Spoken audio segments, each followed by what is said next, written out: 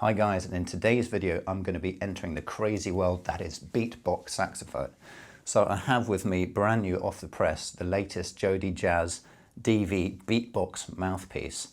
And this is just a brilliant piece of work that's just got me really excited over the last week or so since I've been trying to practice in this style. So just to take it back a little bit and explain kind of what beatbox sax is. Really, even though there were a few sax players who've been doing it to a certain extent prior to Derek Brown. Derek Brown is the man that has brought it to us. He is an absolute sensation. He's an extremely talented guy. We know him here really well at sax.co. He's done some clinics for us in the past. And he is just an expert at this style of music. So the first thing I'd encourage you to do, if you haven't done so already, is just to check him out online. There's loads of stuff there on the YouTube channel and his own website and what have you.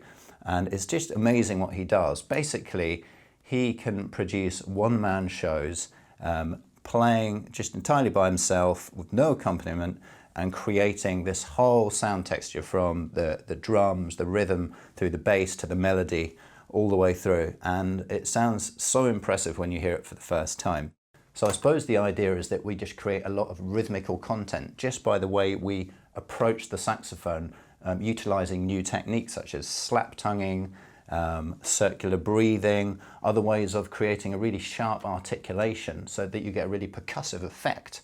That's at the forefront of what he does. And then in between all that, you can just create melody in the normal way that you would just by playing the saxophone in a regular style. But it's just the way it's all interwoven that creates this sort of dazzling effect. So yeah, it really is quite incredible stuff if you've never heard it, as I've said.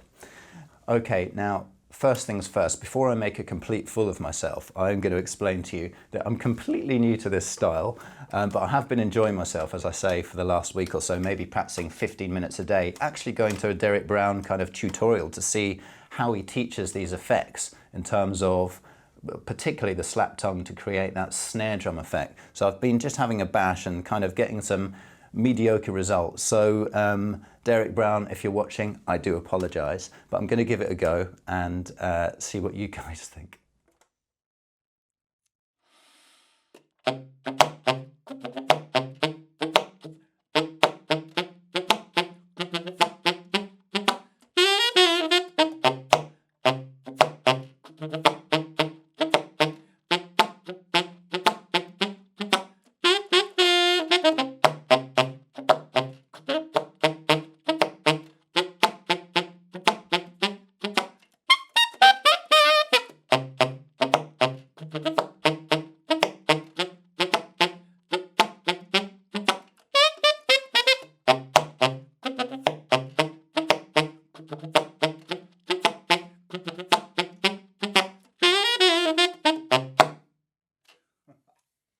So some details about this mouthpiece. It's based on a standard JodyJazz DV, but the crucial thing to note about it is that it's got a 5-tip opening. There's also a few little modifications that Jody has made inside the mouthpiece. Now I should point out first and foremost that this is the mouthpiece that now Derek Brown is actually playing on. Previously, Derek used to use just a standard DV. I believe he used some wider tips at first, you know, more regular 7-star kind of tip openings. But I think the more he went on doing his one-man shows, he realised how tiring it was just playing on a slightly wider tip like that. So he reduced it down to a number 5 on a standard DV. And you would say that under normal circumstances, that sort of limits your tonal possibilities somewhat.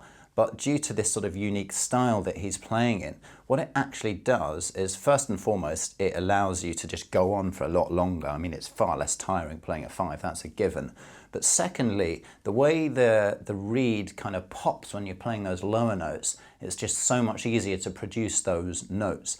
Also there's a technique that he uses where, the kind of slap tongue, where the reed is basically suctioned against the tip. And of course, it has less travel when it's a smaller tip opening compared to if it was a larger tip opening. So that technique is just easier to manipulate low notes sort of more quickly, more decisively. So, but you can still get a fair bit of volume down there at the bottom with the lower tip opening. It's not quite as big as a sound as a 7-star, 8 or whatever, but if you're mic'd up well enough and all the rest of it, particularly when you're really pushing out those slap tongues, it's actually quite a sort of force to be reckoned with. So that's the first thing. The other thing is the sound can still be quite lyrical with a lower tip opening when you sort of relax the throat a bit more, particularly up the top there. I tried to demonstrate that, made a bit of a fool of myself, I'm sure. I suppose where it lacks a little bit more is the sort of richness in the middle, which you get naturally from the sort of 7-star kind of 8 tip opening. So it's not an out-and-out jazz mouthpiece that you just choose to play in a sort of regular style. But it does have, you know, if you're looking for just an easier life as a sax player and you like that kind of brighter sound, you could buy one of these just to play regular kind of whatever music that you choose to do, not beatbox in other words, and have a nice bright poppy sound that's quite lyrical and it's just a bit quieter. What you can't do with a number 5 tip opening is a really nice kind of luscious subtone. But of course, the beatbox style, it's not about the subtone, it's about having those sharp attacks at the bottom end. So that's kind of its performance attributes, really. Another point to make is that I've actually got a Leger signature 2.5 reed on here, and that really works well with this setup. I believe it's the same reed that Derek uses, and you can see why. For a start, it takes a lot of abuse at the low end when you really give it some. And it's going to last a lot longer. I mean, that kind of tonguing effect, if you were to do that on a regular reed cane, after a while I think you get a bit of fraying going on, for example. And just the sound of this reed as well, the way it pops, really lends itself to the style. So a great combo altogether. So listen, I've had a lot of fun playing on this setup in this style, and I've got a long way to go, so maybe I'm going to call up Derek and get some lessons.